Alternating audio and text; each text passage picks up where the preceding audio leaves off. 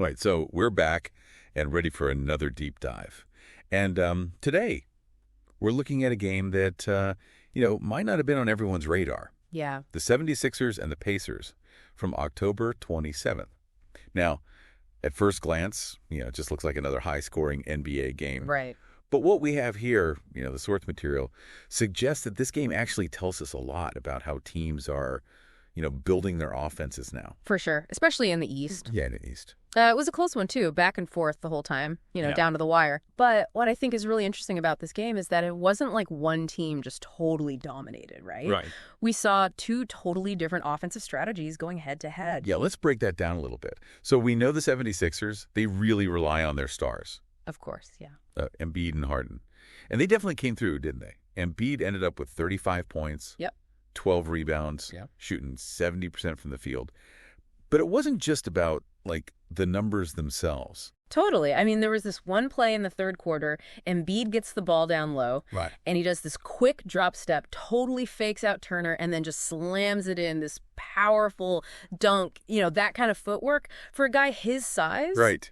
It's unreal. It shows you why he's such a tough matchup. I mean, especially for a younger team like the Pacers. Yeah. And then there's Harden. Well, he did what Harden does, right? It did his thing. 28 points, 11 assists. But then you look at the Pacers, they came at Philly with this, more balanced attack, right? Uh-huh. Led by Halliburton and Mathurin, who combined for 45 points. What really stood out to you about their approach? Well, I think you really saw Halliburton's playmaking on full display. He's known for his passing. We all know that. Right. But in this game, he was really looking for his own shot, too, especially in those pick and rolls. I mean, that just adds another dimension to his game, makes him so much more dangerous. He ended up with 10 assists, but it felt like every single one of them led to a wide open shot for his teammates. Oh, the way he was just moving the Sixers defense around with his eyes, those little hesitation moves, it was masterful. Yeah. And our source material also mentions this key moment with Tyrese Maxey.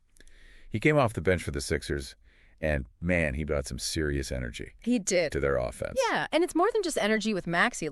He's super athletic, he can get to the rim, no problem, but he's also getting better at playmaking. There was this one play, he drives into the lane, he's got 3 defenders on him, right? Yeah. And then he kicks it out to Tobias Harris for a wide open 3. Wow. That kind of court vision, that's what the Sixers need from him if they're going to make a deep playoff run. Okay, so offensively, the Pacers were holding their own. They were right there with them. But their defense, especially in the second half, seemed to be where things kind of fell apart for them. Yeah. Yeah, absolutely. You could see them struggling to rotate effectively against the Sixers pick and roll. I mean, there were a couple times where Harden found Embiid rolling to the basket, and there was literally no one between him and the rim.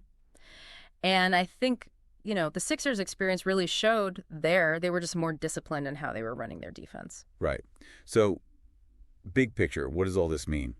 For the Sixers, it's another win in the column as they, try to solidify their playoff spot.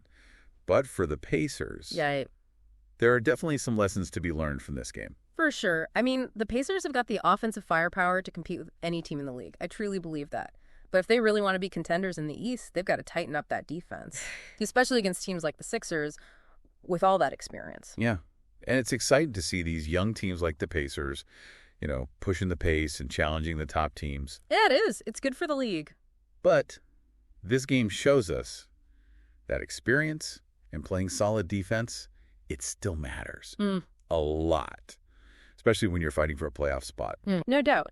And it'll be really interesting to see how the Pacers adjust their defensive strategy moving forward. Will they try to get more physical or maybe try to use their athleticism to force more turnovers? How they adapt will be a key factor for them. That's a great point. Yeah. All right, so as we wrap up this deep dive, I got to ask you, do you think the Pacers, with all that offensive talent, can they really make a deep run in the playoffs?